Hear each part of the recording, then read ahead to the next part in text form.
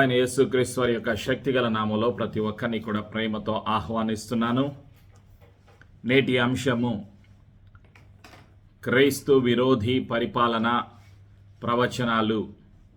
ప్రేమైనటువంటి సంఘమా, నేటి అంశము క్రైస్తు విరోధి పరిపాలనకు ప్రవచనాలు. Today's topic from the throne of grace, prophecies of antichrist rule. నేటి వాగ్దానము ప్రకటన గ్రంథము 22వ అధ్యాయము 12వ వచనం. Promise from the throne of grace, Revelation, the book of Revelation 22 verse 12.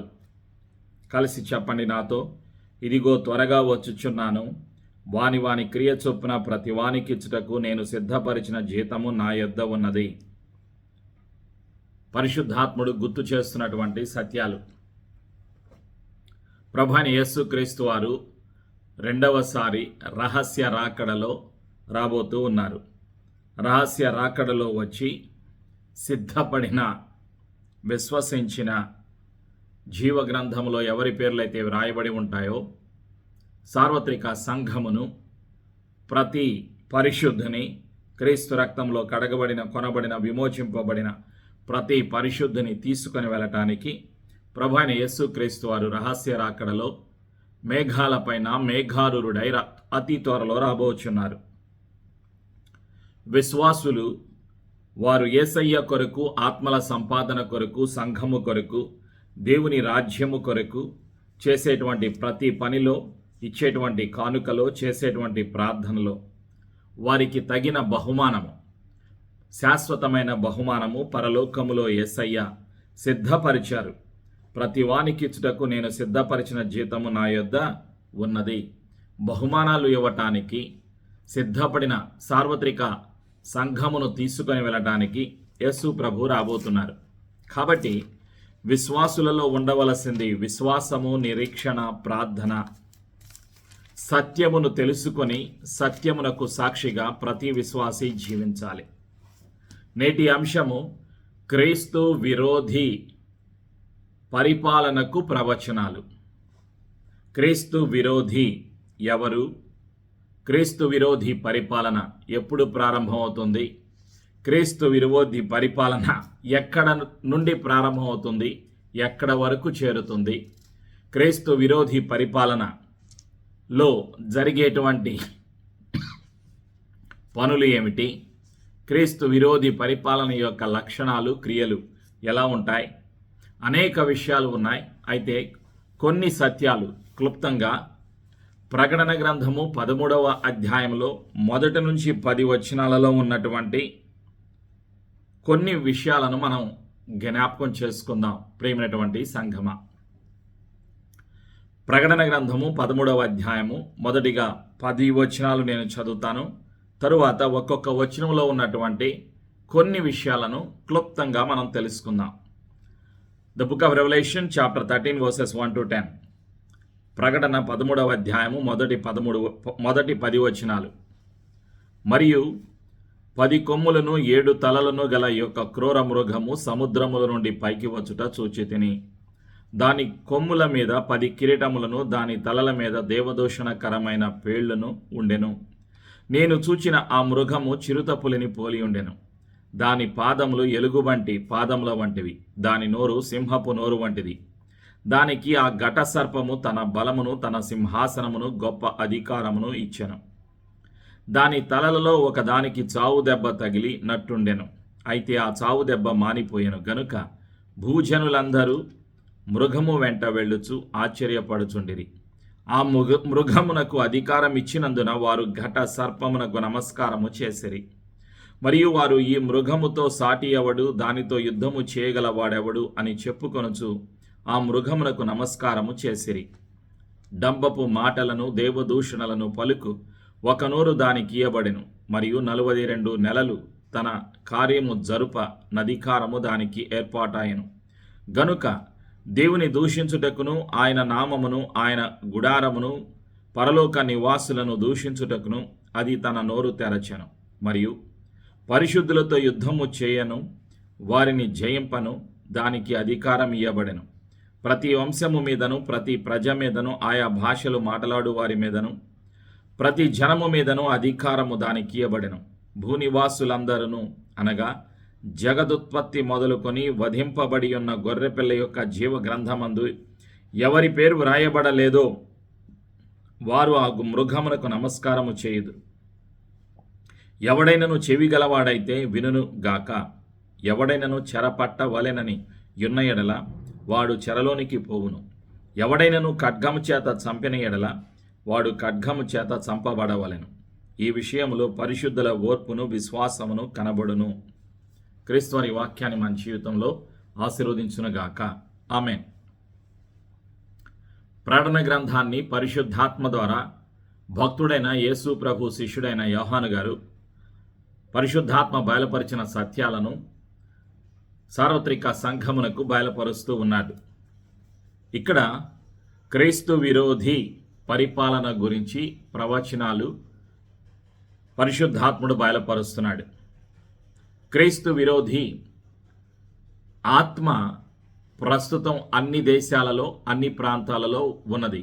ఒక మనిషిలో సాతానుడి యొక్క ఆత్మ క్రీస్తు యేసును వ్యతిరేకించే, తిరస్కరించే, యేసు దేవుని కుమారుడు కాదు, యేసు దేవుడు కాదు అని నమ్మేటువంటి సిద్ధాంతము కలిగినటువంటి వ్యక్తులలోకి ఆ మనస్తత్వము, ఆ అపనమ్మకము, యేసుని నమ్మకుండా కలుగచేసేటువంటి ఆత్మ ప్రస్తుతం కృపకాలములో అన్ని దేశాలలో ఉన్నది. దానిని క్రీస్తు విరోధి ఆత్మ అంటాం. క్రీస్తు విరోధి పరిపాలన ఒక వ్యక్తి చేస్తాడు. ఆ వ్యక్తి ఎప్పుడు వస్తారు, ఎక్కడ నుండి ప్రారంభిస్తాడు, ఆ వ్యక్తి చేసేటువంటి పనులు ఏమిటి, ప్రకటన గ్రంథం 13వ అధ్యాయంలో చక్కగా పరిశుద్ధాత్ముడు తెలియచేస్తూ ఉన్నాడు. మొదటిగా, మరియు 10 కొమ్ములను, 10 కొమ్ములు అంటే 10 దేశాలు, 7 తలలు, 7 అధికారాలు, యొక్క క్రూర మృగము, క్రీస్తు విరోధి ఒక వ్యక్తి, ఒక మనిషి. ఆ మనిషికి పరిశుద్ధ గ్రంథంలో ఇవ్వబడినటువంటి పేర్లు. 1 క్రూర మృగము.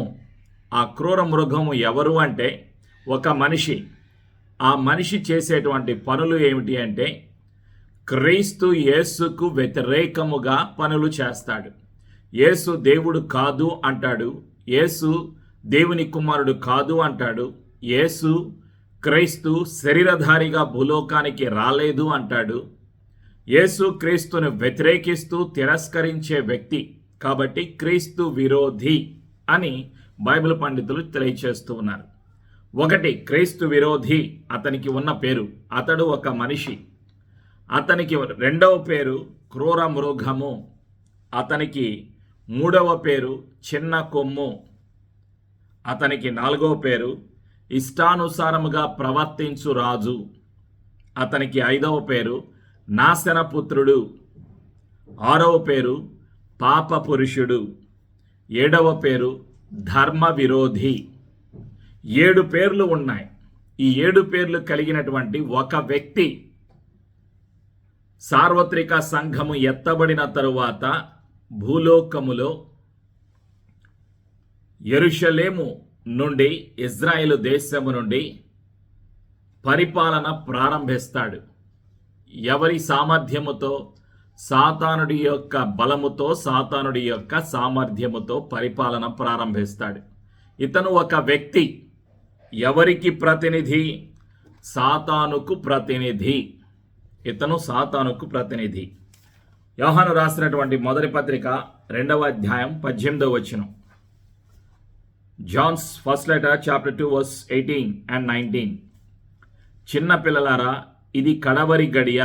కడవరి గడియ అంటే రాకడ సమయము, రాకడకు ఆఖరి దినాలు. ప్రభు అయిన యేసుక్రీస్తు రహస్య రాకడకు ఆఖరి దినాలు. క్రీస్తు విరోధి వచ్చునని వింటిరి కదా. ఇప్పుడును అనేకులైన క్రీస్తు విరోధులు బయలుదేరి ఉన్నారు. ఇప్పుడు కృపకాలంలో ఆత్మ ఉన్నాడు. అన్యులలో యేసు ప్రభువును వ్యతిరేకించే వారిలో క్రీస్తు విరోధి ఆత్మ ఉన్నాడు. ఇది కడవరి గడియ అని దీని చేత తెలిసికొనుచున్నాము. వారు మనలో నుండి బయలు వెళ్ళిరి గాని వారు మన సంబంధులు కారు. వారు మన సంబంధులైతే మనతో కూడా నిలిచియుందురు. 22, 23 వచనాలు. యోహాను రాసిన మొదటి పత్రిక 2వ అధ్యాయం 22, 23, 24 వచనాల్లో కూడా చూద్దాం. యేసుక్రీస్తు కాడని చెప్పువాడు తప్ప ఎవడబద్ధికుడు? తండ్రిని కుమారుని ఒప్పుకొనని వీడే క్రీస్తు విరోధి. కుమారుని ఒప్పుకొనని ప్రతి వాడును తండ్రిని అంగీకరించువాడు కాడు. కుమారుని ఒప్పుకొనువాడు తండ్రిని అంగీకరించువాడు. అయితే మీరు మొదటి నుండి దేనిని వింటిరో అది మీలో నిలువనీయుడి. మీరు మొదటి నుండి వినినది మీలో నిలిచిన ఎడల మీరు కూడా కుమారుని యందును తండ్రి యందును నిలుతురు. ప్రభువైన యేసుక్రీస్తును వ్యతిరేకించేవాడు తండ్రిని వ్యతిరేకించేవాడు. యేసు ప్రభు శరీరధారిగా ఒప్పుకొనడు. యేసు ప్రభు వచ్చారు, శరీరధారిగా వచ్చారు, యేసు దేవుడు, దేవుని కుమారుడు అను ఒప్పుకొనని వాడు యేసు క్రీస్తును వ్యతిరేకించేవాడు క్రీస్తు విరోధి. ప్రస్తుతం మనుషులలో సాతానుడి యొక్క ఆత్మ ఉన్నది, అందుకే వాళ్ళు వ్యతిరేకిస్తున్నారు. అయితే ప్రకటన గ్రంథంలో 13వ అధ్యాయంలో ఒక వ్యక్తి భూలోకములో సాతానుకు ప్రతినిధిగా పరిపాలన ప్రారంభిస్తాడు. సార్వత్రిక సంఘము ఎత్తబడిన తరువాత ఈ 13వ అధ్యాయం ప్రారంభమవుతుంది. ఇది ప్రవచనం.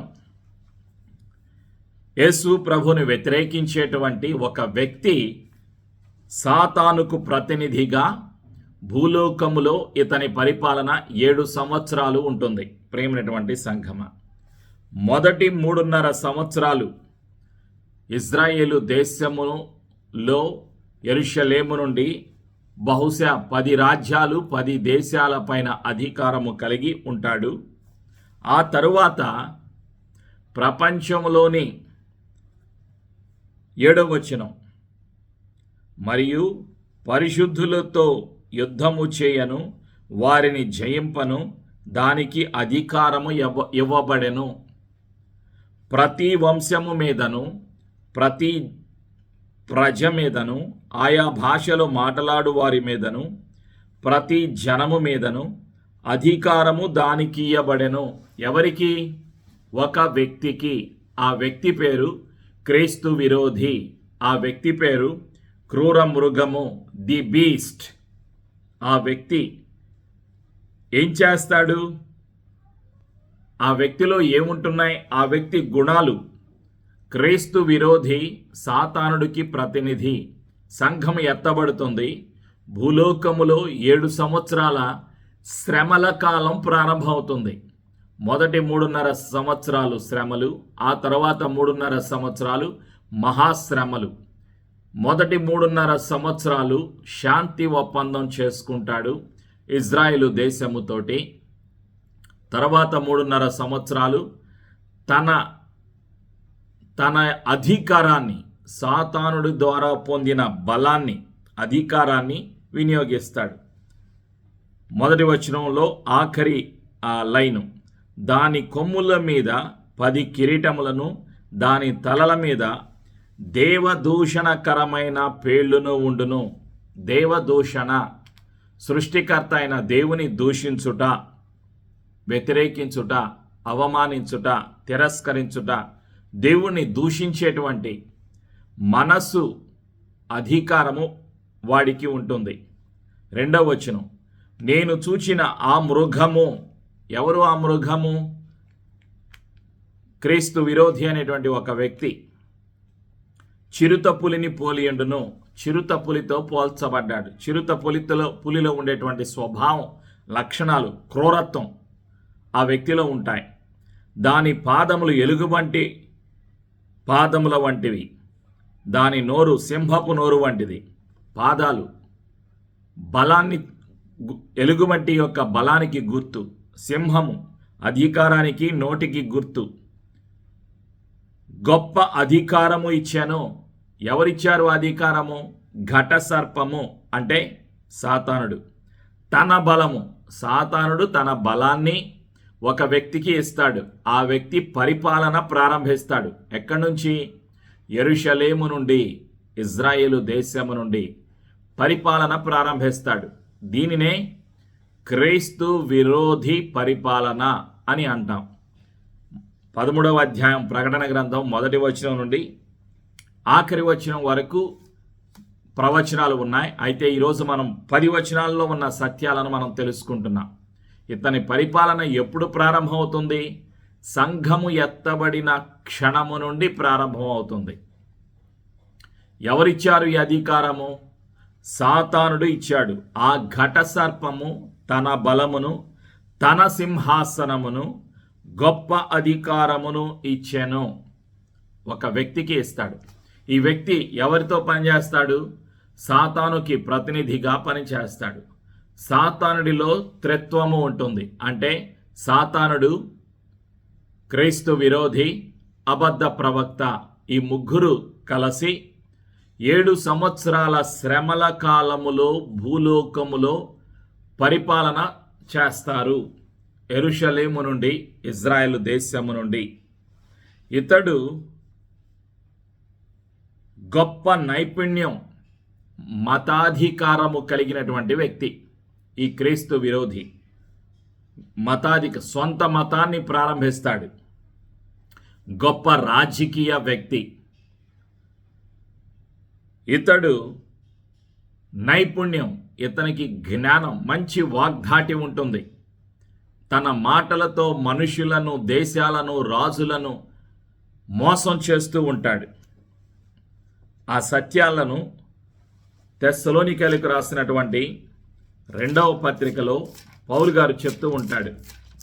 క్రీస్తు విరోధి పరిపాలనలో క్రీస్తు విరోధి యొక్క క్రియలు, మనస్తత్వము, ఆలోచన, అధికారము, చేసేటువంటి పనులు. తెస్సలోనికైలకు రాసిన 2వ పత్రిక, పౌలు గారు రాసిన 2వ పత్రిక 2వ అధ్యాయము 3వ వచనం నుంచి చదువుతున్నాను. మొదట భ్రష్టత్వము సంభవించి నాశన పుత్రుడగు పాప పురుషుడు బయలుపడితేనే గాని ఆ దినము రాదు. ఏ దినము?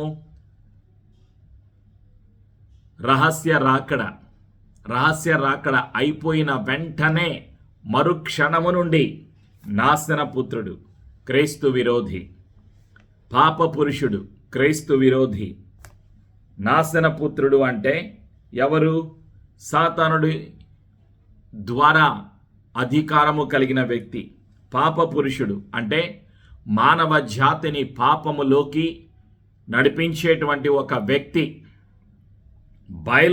బయలుపడితేనే కానీ ఆ దినము రాదు. శ్రమలు, మహాశ్రమలు భూలోకములో ప్రారంభమవుతాయి. ఏది దేవుడనబడునో, ఏది పూజింపబడునో దానిని అంతటినీ ఎదిరించుచు సత్యాన్ని వ్యతిరేకిస్తాడు. తన సిద్ధాంతాన్ని, తన ఆలోచనను ప్రారంభిస్తాడు. ఏది పూజింపబడునో దానిని అంతటినీ ఎదిరించుచు దానికంతటి పైగా వాడు తన్ను తానే హెచ్చించుకొనును. క్రీస్తు విరోధి ఏం చేస్తాడు? దేవుని కంటే తాను హెచ్చించుకుంటాడు. తాను దేవుడనని తన్ను కనుపరుచుకొనుచు దేవుని ఆలయములో కూర్చుండును గనుక ఏ విధముగానైనను ఎవడును మిమ్మును మోసపరచనీయకుడి. యెరూషలేము దేవాలయములో కూర్చుంటాడు. తన పేరుని, తన బొమ్మని, తన యొక్క రూపాన్ని మాత్రమే ప్రజలు ఆరాధన చెయ్యాలి అంటాడు. నేనే దేవుణ్ణి అంటాడు. నేనే ప్రజలను రక్షించగలుగుతాను, నేనే రక్షకుడను, నేనే మెస్సయాను, నేను తప్ప మరొకరు లేరు అని అంటాడు. అసత్యాన్ని ప్రకటిస్తాడు. క్రీస్తు విరోధి ఎక్కడికి వస్తాడు? యెరూషలేము దేవాలయములో కూర్చుండి తన పనిని ప్రారంభిస్తాడు. ప్రేమైనటువంటి సంఘమ, తన్ను తాను హెచ్చించుకుంటాడు. అందరికంటే, అన్నిటికన్నే ఈ భూలోకములో కనిపిస్తున్న దేవుళ్ళు, దేవతలు, 33,000 కోట్ల దేవుళ్ళు, దేవతలు భారతదేశంలో వాళ్ళందరికన్నా వాళ్ళందరూ కాదు అంటాడు. అన్ని దేశాలలో ఉన్న దేవుళ్ళు దేవతలు కాదు, వాళ్ళందరికన్నా నేనే పైవాడను అంటాడు. దానికంతటికీ పైగా వాడు తన్ను తాను హెచ్చించుకొనుచు తాను దేవుడనని తన్ను కనుపరుచుకొనుచు నేనే దేవుడిని, నన్నే పూజించాలి అంటాడు. ఆ వ్యక్తినే క్రీస్తు విరోధి అని పిలుస్తుంది బైబిల్ తెలియచేసేటువంటి సత్యం. ఎవరు? ఒక వ్యక్తి. ఆ వ్యక్తికి సాతానుడు బలము చేత, సాతానుడు అధికారముతో పరిపాలన ప్రారంభమవుతుంది. శ్రమల దినాలలో ప్రారంభమవుతుంది ఈ పరిపాలన. సంఘము ఎత్తబడిన తరువాత, ప్రియమైనటువంటి సంఘమ, అతడు ఒక నియంత. తన మాటను, తన ఆలోచనను, తన క్రియలను వ్యతిరేకించే వారిని హింసిస్తాడు. ఎవరుంటారు అక్కడ? ఇంకా కొంతమంది నామకార్థ క్రైస్తవులు ఉంటారు. విడిచిపెట్టబడినటువంటి నామకార్థ క్రైస్తవులు ఉంటారు. సంఘం ఎత్తబడిపోయింది. పరిశుద్ధులందరూ కూడా మధ్యాకాశంలోకి రెప్పపాటున మార్పు చెంది మహిమదేయముతో మధ్యాకాశంలో యేసయ్యను కలుసుకున్నారు. మరి ఇంకా ఎవరుంటారు 7 సంవత్సరాల శ్రమల కాలంలో? యూదులు ఉంటారు. అన్ని దేశాలలో ఉన్న యూదులు, అన్ని దేశాలలో విడిచిపెట్టబడినటువంటి నామకార్థ క్రైస్తవులు, అంటే 2 పడవల మీద కాళ్ళు వేస్తూ లోకములో ఉన్నప్పుడు లోకముతో, సంఘములోకి వచ్చిన తర్వాత యేసయ్యతో ప్రవర్తించేటువంటి వాళ్ళు ఉంటారు. జీవగ్రంథములో పేరులు లేనటువంటి వాళ్ళు ఉంటారు. వీళ్ళని ఏం చేస్తాడు? హింసిస్తాడు. నన్ను పూజించండి అంటాడు. పూజించలేదు అంటే వాళ్ళను హింసిస్తాడు. శ్రమలు 2 రకాలుగా ఉంటాయి.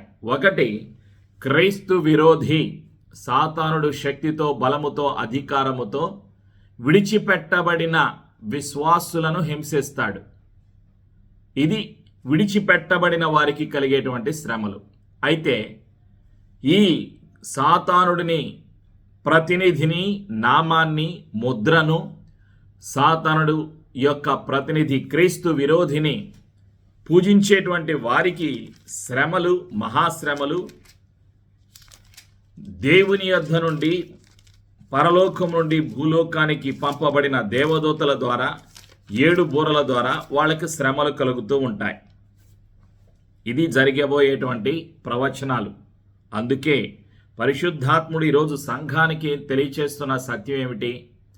క్రీస్తు విరోధి పరిపాలన ఎలా ఉంటుందో నీవు నేను తెలుసుకోవాలి. లోక జ్ఞానం అందరూ తెలుసుకుంటున్నారు. ఇప్పుడు చూడండి పరిస్థితి ఎలా ఉంటుంది అంటే, వీసాకి కావలసిన అన్నీ మనం తయారు చేసుకుంటున్నాం. మెడికల్ టెస్టు, ఇన్సూరెన్సు అన్నీ చేసుకుంటున్నాం. ప్రతిదీ సిద్ధపడుతున్నాం. వీసాకి కావలసిన డాక్యుమెంట్లు అన్నీ సిద్ధం చేసుకుంటున్నాం. తెలియకపోయినా, భాష రాకపోయినా తెలిసిన వాళ్ళ దగ్గరికి వెళ్ళి అడిగి తెలుసుకుంటున్నాం. మరి దేవుని విషయాలు ఆలోచన చేయండి. ఏ రోగానికి ఏ మందు వేసుకోవాలో మనకు తెలియకపోయినా, ఏ హాస్పిటల్లో ఏ డాక్టర్ దగ్గరికి వెళితే ఏ రోగం బాగుపడుతుందో అని మానవుడు వెతుక్కుంటున్నాడు. ఆరోగ్యం కొరకు మందులను వెతుకుతున్నాడు. వీసా కొరకు మనుషులను వెతుకుతున్నాడు. ఉద్యోగములో ధనం సంపాదించటానికి, కుటుంబ సంపాదన కొరకు, కుటుంబ పోషణ కొరకు అన్ని మార్గాలు వెతుకుతున్నాడు. మరి సత్యాన్ని వెతికే, సత్యాన్వేషణ చేసేటువంటి విశ్వాసులు ఉన్నారా? సత్యమును గ్రహించటానికి, సత్యమును వెంబడించటానికి, సత్యమునకు సాక్షిగా జీవించటానికి క్రీస్తును వెంబడించేటువంటి క్రైస్తవులు ఎంతమంది ఉన్నారు? ఇది ప్రశ్న. క్రీస్తు విరోధి పరిపాలనకు ముందు క్రీస్తు విరోధి ఎవరు? అతని పరిపాలనలో ఏం జరుగుతుంది? 4వ వచనం, ప్రకటన 13వ అధ్యాయం 4వ వచనం. ఆ మృగమునకు అధికారం ఇచ్చినందున వారు ఘట సర్పమునకు నమస్కారము చేసిరి. మనుషులను తన వైపు త్రిప్పుకోవటానికి, తననే ఆరాధన చేయటానికి యెరూషలేములో ప్రజలు ఏం చేస్తారు? తనకే నమస్కారం చేస్తారు. ఘట సర్పమునకు, సాతానుకు నమస్కారం చేస్తారు. సాతానుడు పెట్టిన బొమ్మకు కానీ, మనిషికి కానీ, రూపానికి కానీ, నామానికి కానీ, ముద్రకు కానీ నమస్కారం చేస్తూ ఉంటారు. మరియు వారు ఈ మృగముతో సాటి ఎవడు, దానితో యుద్ధము చేయగలవాడెవడు అని చెప్పుకొనుచు ఆ మృగమునకు నమస్కారము చేసిరి. ప్రజలేమంటారు? హీరో అంటారు, అతను మించినవాడు లేడు అంటారు. యుద్ధ నైపుణ్యానికి, రాజకీయ అధికారానికి, అతను మతాధికారానికి, అతను మాటకు, అతని ఆలోచనకు, అతని క్రియకు ఎదురు తిరిగే మానవుడు భూలోకములో లేనటువంటి పరిస్థితి 7 సంవత్సరాల శ్రమల కాలములో భూలోకములో రాబోతుంది. ఆ వ్యక్తి పలికేటువంటి మాటలు ఎలా ఉంటాయి? 5వ వచనం, డంబపు మాటలు దేవదూషణలను పలుకు ఒక నోరు దానికి ఇయ్యబడెను. సింహపు నోరు అది. దాన్నే తన మాటలతో, తన అధికారముతో, డంబపు మాటలు అంటే అబద్ధపు మాటలు, వాక్యానికి వ్యతిరేకముగా, సత్యానికి వ్యతిరేకముగా మాట్లాడతాడు. దేవదూషణ, సృష్టికర్త అయిన దేవుడు, ఆది సంభూతుడు, ఆల్ఫా ఒమేగా అయిన సిలువలో మరణించి తిరిగి లేచిన సజీవుడు, ప్రభు అయిన యేసుక్రీస్తును వ్యతిరేకిస్తూ, తిరస్కరిస్తూ, విరోధముగా మాట్లాడతాడు. సృష్టికర్త అయిన దేవుణ్ణి దూషిస్తూ ఉంటాడు. మొదటి 3.5 సంవత్సరాలు 42 నెలలు తన కార్యము జరుపు అధికారము దానికి ఏర్పాటైన. మొదటి 3.5 సంవత్సరాలు ఇజ్రాయిలుతో శాంతి ఒప్పందం పెట్టుకుంటాడు. తర్వాత 3.5 సంవత్సరాలు ప్రపంచ దేశాలను తన వైపు త్రిప్పుకుంటాడు. ఇది దేవుని దూషించుటకును, ఆయన నామమును, ఆయన గుడారమును, పరలోక నివాసులను దూషించుటకును అది తన నోరు తెరచెను.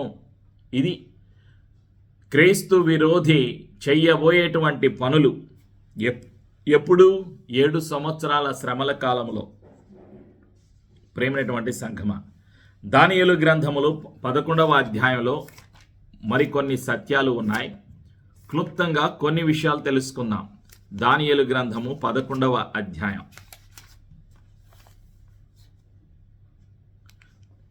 దానియేలు గ్రంథము 11:32. The book of Daniel chapter 11 verse 32.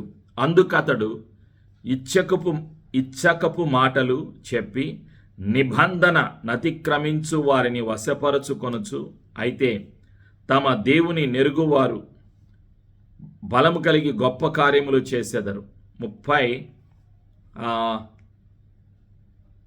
31వ వచనం, 30వ వచనం నుంచి చదువుతాను. అంతటా కిత్తీయులు ఓడలు అతని మీదకి వచ్చుట వలన అతడు వ్యాకులపడి మరలి పరిశుద్ధ నిబంధన విషయములో అత్యాగ్రహము గలవాడై తన ఇష్టానుసారముగా జరిగించును. అతడు మరలి పరిశుద్ధ నిబంధనను నిషేధించిన వారెవరని విచారించును.